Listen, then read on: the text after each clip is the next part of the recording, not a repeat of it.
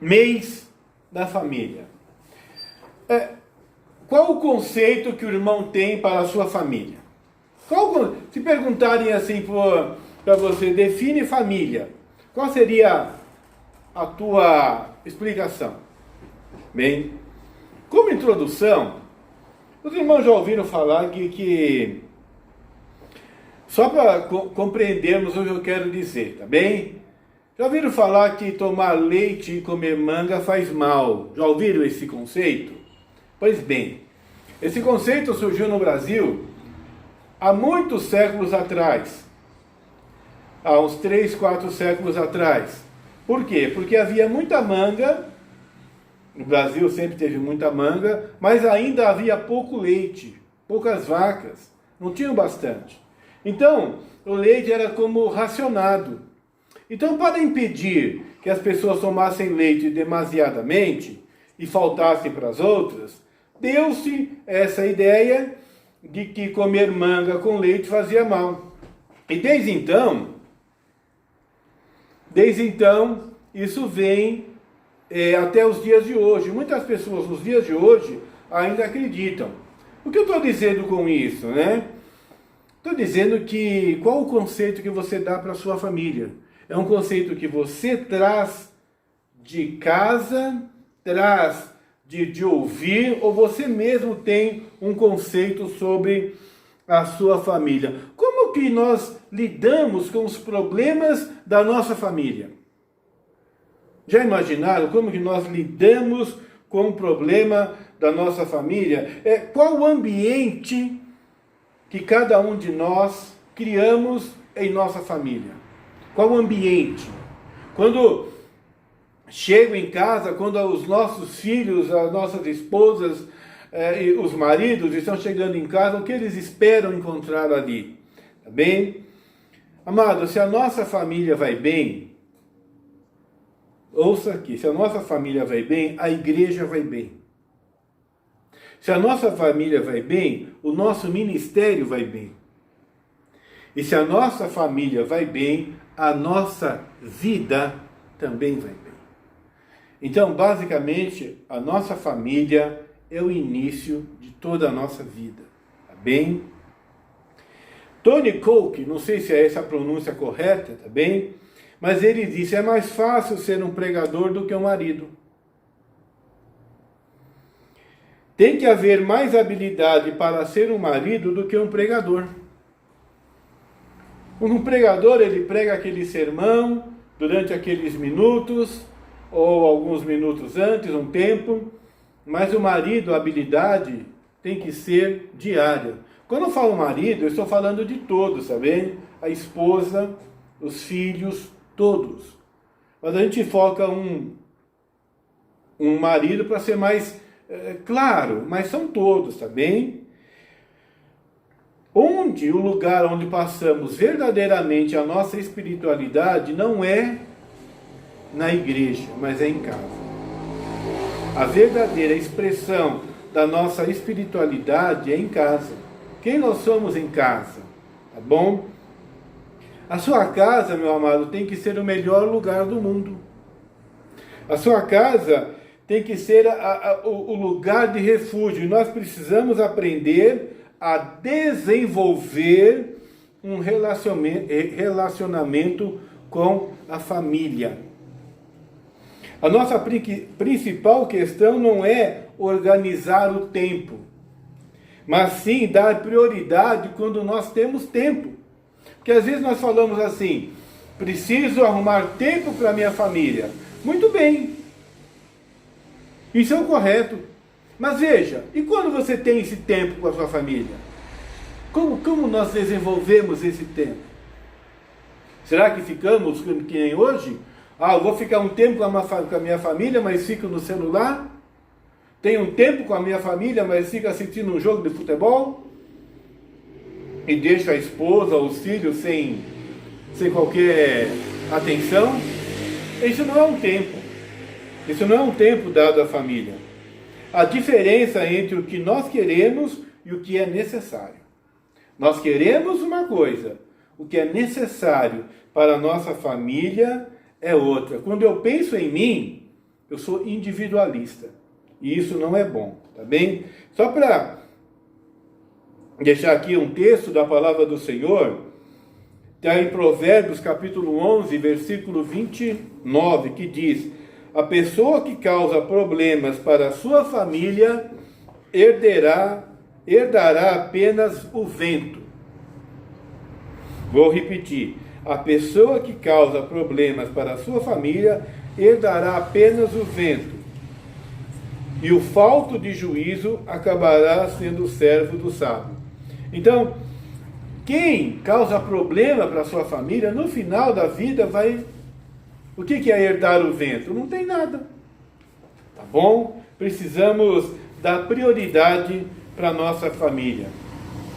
Desenvolva um relacionamento para a sua família. Seja amigo de sua esposa. Você marido, seja amigo de sua esposa. Você esposa, seja amiga do seu marido. Sejam amigos dos seus filhos. Sendo pais, mas sendo amigos. Quando os meninos, Samuel e Gabriel, eles eram crianças, pequenininhos, a gente sempre brincava de lutinha. Era uma brincadeira que a gente tinha, né? A Roseli ficava brava, porque a gente bagunçava o quarto e tal, né? Mas a gente brincava de lutinha. E naquele tempo, quando eles tinham 8 anos, Samuel 10, o Gabriel 8, era fácil. Pegava os dois e pronto, e arrumava, e eles pediam: para pai. Só que eles foram crescendo. E aquela coisa que antes parecia fácil, quando eles começaram a ter 14, 12, ou então 16 e 14, já era mais difícil.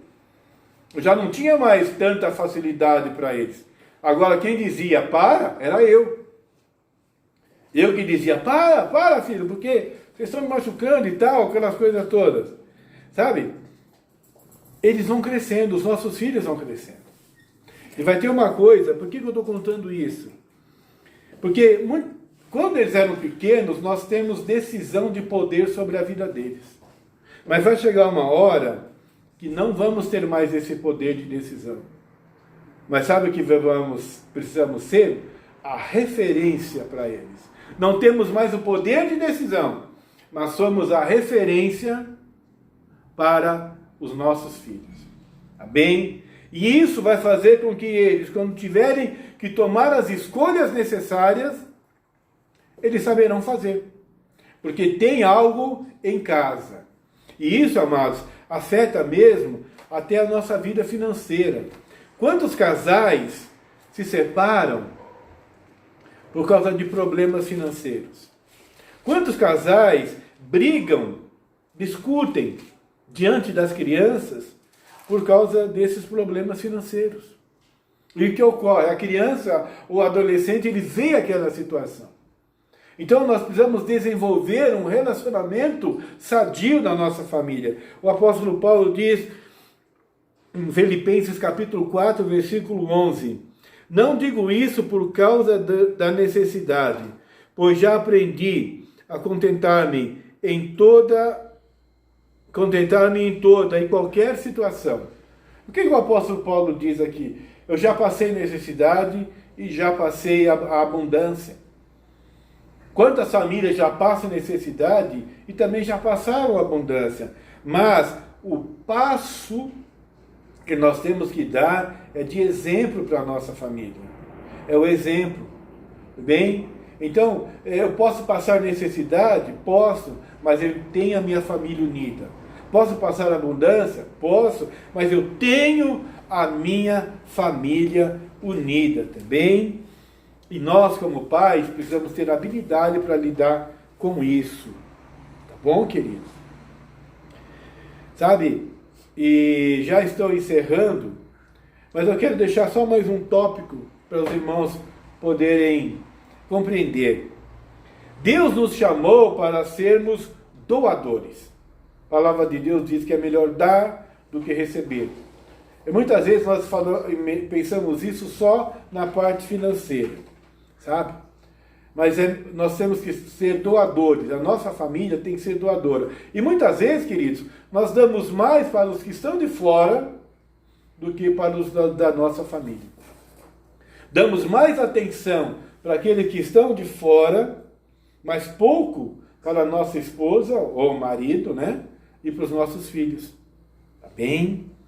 A sua família é a sua área ministerial. Se você não for um bom ministro na sua casa, você não vai ser na igreja. Tá bem? O apóstolo Paulo fala disso também. Você não pode ser um bom ministro da igreja se não for um bom marido em casa. O que você faz na sua casa, você tem que fazer na igreja. Tá certo? Assim, muitas pessoas, quando pedem oração, aí os ministros vão e oram, e louvam, e clamam a Deus para a cura daquela família. Mas, quando um filho vem falar de um problema que ele está passando, nós não damos nenhuma atenção. Muitas vezes alguém chega na igreja e diz assim: pastor, eu estou sofrendo por um problema de dor, e a gente ora. Mas quando chega em casa, o filho reclama de dor e a gente, é frescura sua. Ou então a gente diz, toma um remédio. Bem, nós precisamos criar um relacionamento dentro da nossa casa, irmãos. Amém. Tudo bem? Se faço isso, eu preciso parar de fazer. Eu preciso criar um ambiente familiar na minha própria casa. Tá bem? Todos sabem o que é um barco. Um barco ancorado, um barco que está no cais, amarrado, ele continua sendo um barco. Ele não deixa de ser um barco, só que ele está amarrado no cais. Só que ele amarrado no cais não está fazendo a função que ele foi criado. Não é assim? Quando um barco está amarrado no cais, ele continua sendo um barco. Não deixou a sua característica de barco. Mas a função dele não está pronta. Não está pronta não, mas não está sendo usada corretamente. O que ele precisa é que seja desamarrado, levantado a âncora, no caso, para que ele possa navegar para fazer o que ele foi construído. A nossa família tem esse mesmo sentido. A nossa família não é apenas ter uma família. Não é apenas dizer que tem um pai, uma mãe, um filho, uma filha, ou filho, né, naturalmente. Mas a questão é, eu preciso desenvolver a minha família. Eu preciso trazer a minha família a navegar com a minha família. A minha família não é apenas um lugar onde está ancorado. Porque muitos problemas são causados por problemas da nossa família. O pai, sabe? E isso não precisa. Não pode ser assim. Lembre-se amanhã e depois, lembre-se do barco. O barco não pode estar ancorado. O barco tem que estar navegando. É a função dele. A função da família não é ficar ancorada. A função da família é navegar. Amém, queridos? Glória ao Senhor. E quando você, quando você, o irmão, a irmã, você filho, você que talvez não tenha esposo ainda, mas pretende casar, quando você começar, quando o irmão começar, quando a irmã começar a investir na sua família, quando você investir firme na tua família, conseguiremos investir nas almas que precisam ser salvas. Amém? É um ponto de referência. Quando nós começarmos a investir a partir de hoje, começamos a investir na nossa família, tenho certeza que todo o nosso ministério, as pessoas que precisam ser alcançadas, as pessoas que precisam ouvir da palavra de Deus, vão ter segurança naquilo que ouvem através da sua vida. Amém, meus amados irmãos? Vamos ser uma família unida, vamos estar sempre prontos, vamos estar determinados a fazer a vontade de Deus, sabe? A responsabilidade da nossa família é nossa, não é de Deus. É nossa responsabilidade. O que é possível eu fazer, eu devo fazer. O impossível pertence a Deus. Mas a responsabilidade da nossa família é nossa. Diga assim comigo, você que está aí. A responsabilidade da minha família... A responsabilidade da minha família... É minha. É minha. Não é de Deus. Não é de Deus. Tá? E aqui eu ouço muito falar, eu entreguei o meu filho nas mãos do Senhor. Eu entreguei a minha filha nas mãos do Senhor. É sua responsabilidade, não é de Deus. Muitas vezes nós falhamos, causamos traumas nos nossos filhos, por causa de não investirmos neles. Investimos em tantas coisas. E não esqueça, o tempo, arrumei um tempo para minha família, use esse tempo diligentemente. Use esse tempo de forma correta. Use esse tempo, desligue a televisão, desligue os celulares, senta no meio da sala ali e começa a brincar. Tem tantas brincadeiras sadias que podemos fazer. A gente brincava, quando a gente ia ver o meu pai, os meninos eram pequenininhos, a gente brincava de Fórmula 1. Um grandão e duas crianças brincando de Fórmula 1 para ver quem passava à frente do outro. Tenho certeza que o Gabriel, o Samuel, nunca esqueceram disso. Esqueceram, Gabriel? Nunca esqueceu disso. Por mais bobo que fosse, mas era a nossa infância. Então precisávamos fazer isso. Eu era o único pai na rua, a Roseli é testemunha, que brincava com os filhos. Eu tinha que brincar com os filhos dos outros, porque os outros não brincavam com os seus filhos. Sabe, queridos? Precisamos desenvolver. Não sou perfeito, tenho os meus erros, hoje eles são adultos, têm suas opiniões, têm suas decisões, e como eu falei, eu não tenho mais autoridade sobre a decisão deles, mas muitas vezes eles vão lembrar das coisas que aprenderam, talvez mais com a pastora Roseli, que era mais dura, mas aprenderam dentro de casa. Tá bom, queridos?